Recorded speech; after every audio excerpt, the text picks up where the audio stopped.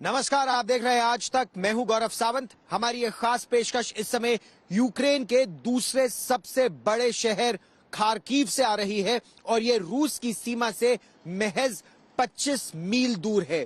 America के एक आकलन के मुताबिक रूस सबसे पहले यही खार्किव पर कब्जा करेगा, क्योंकि ये यूक्रेन का एक बहुत बड़ा मिलिट्री, इंडस्ट्रियल और एजुकेशन हब है। बहुत महत्वपूर्ण शिक्षण संस्थान यहां पर है। टैंक और युद्ध के और सामान यहां पर बनते हैं। रूस की तरफ से अगर बात की जाए तो रूस के युद्धाभ्यास लगातार जारी है। अमेरिका और नाटो की बार बार चेतावनी के बावजूद रूस की तरफ से न युद्धाभ्यास में कोई कमी हुई है और न ही सीमा पर उसके सैन्य जमावड़े में।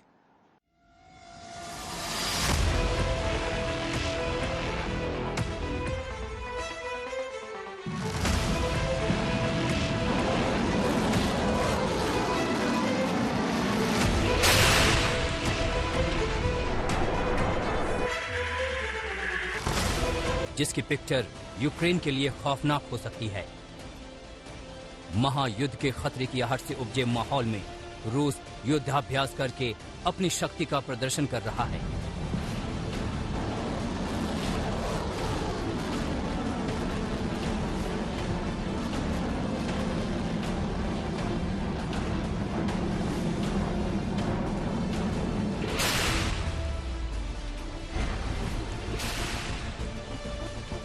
परमाणु शक्तियों में भी सबसे बड़ी शक्ति रूस ने परमाणु युद्धाभ्यास किया। उसने अपने परमाणु हथियारों का परीक्षण किया।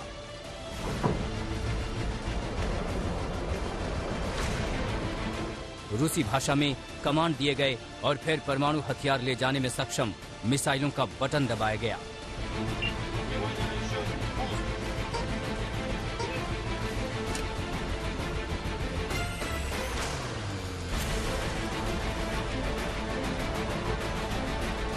हर कैमरा एंगल से इस युद्धाभ्यास को कैद किया गया ताकि दुनिया रूस की ताकत को दूर से ही नहीं, पास से देखकर अंदाजा लगा सके कि वो कितना सक्षम है।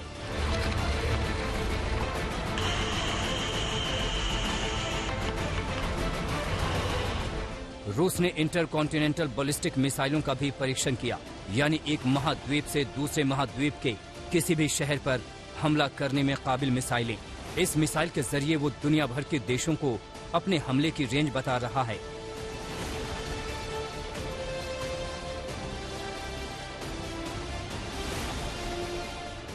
रूस ने परमाणु हमला करने में सक्षम RS-24 यार्स मिसाइल का परीक्षण भी किया, जिसे ट्रक से ले जाकर कहीं से फायर किया जा सकता है। 3, 2, 1,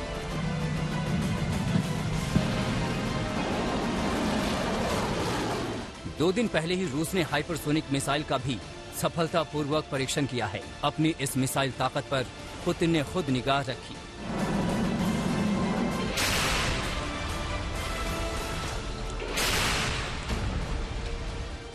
पुतिन ने यूक्रेन के मसले पर एक बड़ा संदेश भी दिया। ये पूरा युद्धाभ्यास उन्होंने बेलारूस के राष्ट्रपति अलेक्जेंडर लुकाशेंको के साथ क्रेमलिन में मौजूद सिचुएशन सेंटर में बैठकर देखा। युद्धाभ्यास के दौरान हुए कुछ हमलों की आवाजें डराने वाली थी।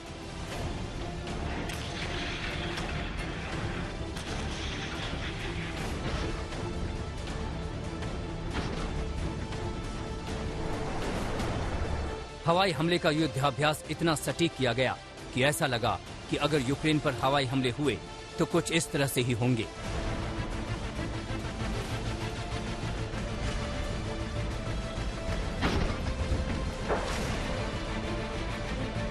रूस की सेना युद्धाभ्यास को असली युद्ध की आखिरी तैयारी मान रही है। इसीलिए हवाई हमले की तैयारी से पहले सब कुछ जांचकर युद्धाभ्यास किया गया।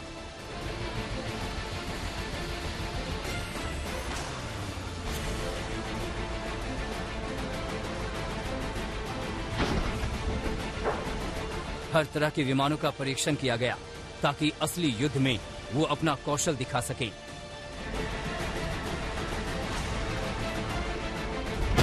हवा ही नहीं, अगर समंदर से हमले की नौबत आई तो हमला इस तरह होगा।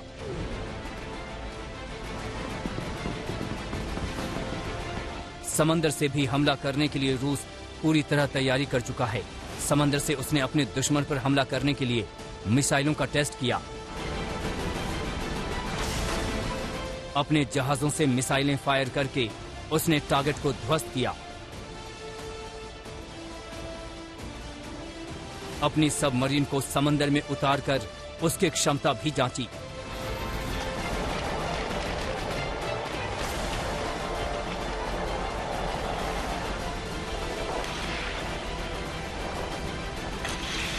रूस का ये शक्ति प्रदर्शन दुनिया के लिए संदेश है कि यूक्रेन के मामले में अगर युद्ध की नौबत आई तो हालात सभी के लिए खराब हो सकते हैं।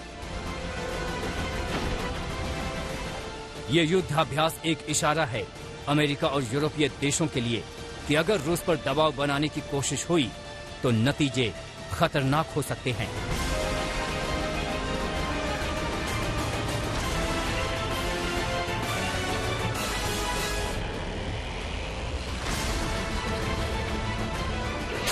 यूक्रेन के कीव से गौरव सावंत, आज तक। बेलारूस में रूस के बड़े संख्या में सिपाही तैनात थे एक युद्धाभ्यास के लिए। रविवार को वो युद्धाभ्यास खत्म हो गया और उन सैनिकों को वापस अपने शिविर में लौटना था, लेकिन वो नहीं लौटे। अब यह कहा जा रहा है कि यूक्रेन के साथ तनाव के चलते वो सैनिक और समय के लिए वहीं तैनात रहेंगे और इससे अंदाजा लगाया जा सकता है कि पूरे यूक्रेन रूस सीमा पर रूस का सैन्य जमावड़ा कितना बढ़ गया है। चाहे वो क्रिमिया के इलाके से शुरू करे या बेलारूस तक जाए, अमेरिका के एक आकलन के मुताबिक 1,90,000 के आसपास रूसी सैनिक इस समय यूक्रेन की सीमा पर तैनात है और यूक्रेन पर खतरा लगातार बढ़ता जा रहा है।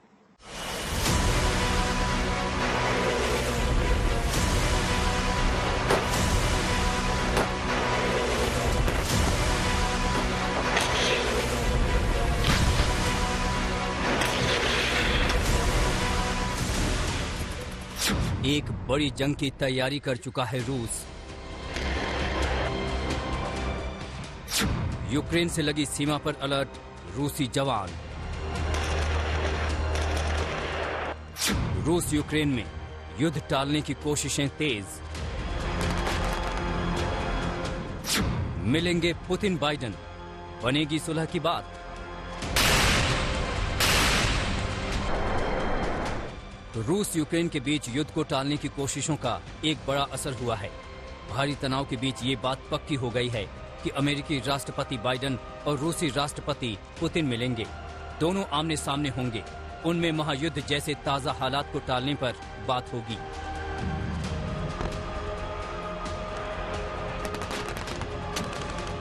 अभी एक दिन पहले ही बाइडेन ने रूस यूक्रेन विवाद को लेकर अपने नेशनल सिक्योरिटी काउंसिल से मुलाकात की। उसके बाद अमेरिकी विदेश मंत्री एंटनी ब्लिंकन का बयान आया कि अगर युद्ध टाला जा सकता है तो राष्ट्रपति बाइडेन किसी भी समय किसी भी प्रारूप में राष्ट्रपति पुतिन से बातचीत को तैयार हैं। फ्रांस के राष्ट्रपति इमैनुअल मैक्रोन की कोशिशों का असर दिख रहा है, लेकिन इसका कितना सकारात्मक असर होगा, इस पर अभी भी आशंकाओं के बादल मंडरा रहे हैं। लेकिन एक बहुत इम्पोर्टेंट कॉन्वर्सेशन होने वाला है अमेरिका के राष्ट्रपति बाइडेन और रूस के राष्ट्रपति व्लादिमीर पुतिन के साथ। क्या उम्मीद करते हैं कि इस बातचीत के बाद माहौल थोड़ा ठंडा होगा? हम देखेंगे, लेकिन ऐसा मैंने कहा, यह यूक्रेन का फैसला है। क्या क्या क्या करे और रूस का फैसला। अगर रूस समझे कि ये भी उनका इंटरेस्ट नहीं है इन्वेजन। इस चिंता की वजह बेहद साफ है। रूस लगातार जिस तरह से अपने रुख पर कायम है, उसे लेकर एक बात तो साफ है कि स्थिति अभी गंभीर है।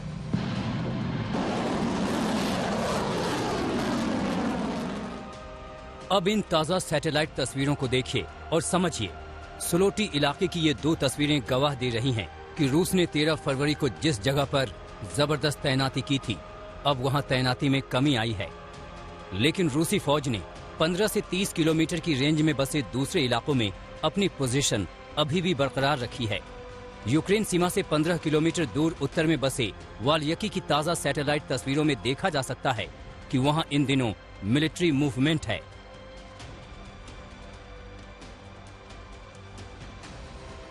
ऐसे ही हालात सीमा से करीब 30 किलोमीटर दूर बेलगोरोद में भी हैं। सैटेलाइट तस्वीरों से पता चलता है कि वहां रूस ने नई तैनाती की है। इसी वजह से दुनिया भर के देश रूस के हर कदम पर नजदीकी निगाह रख रहे हैं, लेकिन वो रूस को रोक पाने में फिलहाल कामयाब नहीं हुए हैं। उसका युद्धाभ्यास इसी की एक झलक है।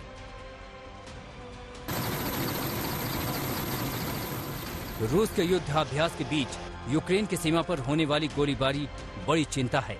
अलगाववादियों की ओर से होने वाली बमबारी युद्ध की चिंगारी बन सकते हैं।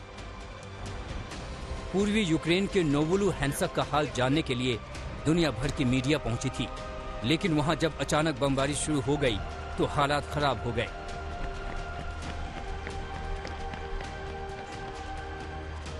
यूक्रेन लगातार कह रहा है कि उसकी सीमाओं पर रूस और बेलारूस की ओर से 1.5 लाख से ज्यादा सैनिक तैनात हैं और इसीलिए युद्ध किसी भी वक्त शुरू हो सकता है। पर जब मैं देखता हूं कि हमारी सीमाओं पर 1.5 लाख से ज्यादा रशियन सैनिक, सैन्य साजो सामान और हथियार मौजूद हैं, तो मेरा जवाब यही है कि दुनिया की सुरक्षा का ताना बाना कमजोर है। इसे बदलने की जरूरत है। 10 साल पहले जिन नियमों को दुनिया ने माना था वो अब लागू नहीं होते हैं। अपने देश पर रूस के हमले का संकट भले ही यूक्रेन के राष्ट्रपति को परेशान कर रहा हो, लेकिन वो अपने देश के लिए आखिरी दम तक लड़ने की बात कहते हैं। रूस के मामले में किए गए एक सवाल के जवाब में उन्होंने हल्के फुल्के अंदाज में एक मजाक भी किया। ये घटना तब हुई जब सवाल का जवाब देते समय उनका माइक खराब हो गया था। Just a second. I think cyber attack. Can I have another one for translation? Yes. But maybe you see, can Russia's understand not here, but they're here. Well, it doesn't work. I'm sorry. अपने मजाकिया अंदाज में उन्होंने रूस पर किए गए सवाल का जवाब दिया, लेकिन जब तक बातचीत के जरिए कोई सार्थक नतीजा नहीं निकलता, तब तक तनाव कम होने की उम्मीद नहीं है। दिल्ली से अंकित कुमार के साथ यूक्रेन के कीव से गौरव सावंत, आज तक। अमेरिका और नेटो देशों का आकलन यह है कि रूस अब किसी भी वक्त, अगले चंद हफ्तों में नहीं, अगले चंद दिनों में यूक्रेन पर हमला करने वाला है। इसीलिए अमेरिका, इंग्लैंड, इजरायल, नेटो के अधिकारी समेत कई राजनयिक और दूतावासों ने कीव से अपने अधिकारियों को हटा लिया है। या तो वो लेविव और सुरक्षित इलाकों में पोलैंड के बॉर्डर के पास चले गए हैं या फिर ब्रसल्स अब पहुंच गए हैं। भारत ने भी यूक्रेन में पढ़ रहे भारतीय छात्र छात्राओं से कुछ समय के लिए सुरक्षित भारत लौटाने के लिए कहा है और इसके लिए 22, 24 और 26 फरवरी को एयर इंडिया विशेष विमान उड़ा रहा है। जरूरत पड़ने पर चार्टर्ड फ्लाइट्स और एयर ब्रिज की स्थापना भी की जाएगी।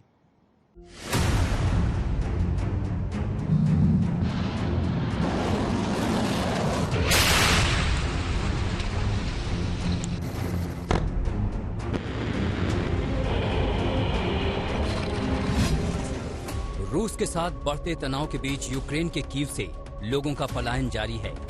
अमेरिकी खुफिया एजेंसी पहले ही चेतावनी दे चुकी है कि रूस की रणनीति सबसे पहले कीव पर हमला करने की है। इस वजह से कीव से लोग पलायन कर रहे हैं। अभी ये सिचुएशन बहुत मुश्किल है रूस की वजह से, क्योंकि ये यूक्रेन का क्राइसिस नहीं है, ये रूस का क्राइसिस, और ये पहली बार नहीं है।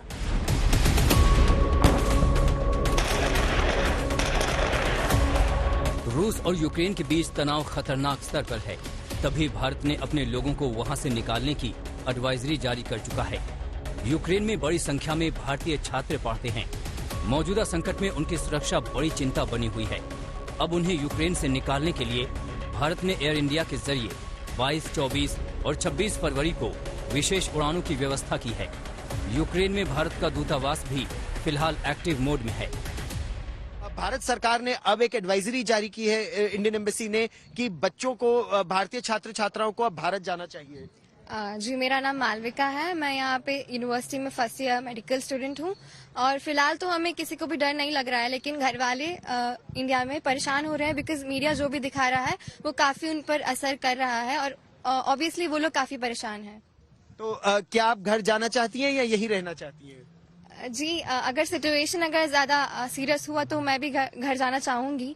जी, मेरा नाम शारन है। मुझे लगता है कि अभी तक कोई ऐसा डरने वाली बात है नहीं अभी यहाँ पे, बट अगर सिचुएशन बुरा हो जाता है तो फिर हमें जाना तो पड़ेगा ही, क्योंकि हमारे पेरेंट्स का दबाव हम पे हो जाता है कि नहीं न्यूज़ पे ये दिखा रहे हैं तो हमें जाना पड़ेगा, तो इसलिए हम चले जाएंगे आफ्टर सम टाइम। कुछ भारतीय छात्र अपने वतन लौटे भी हैं।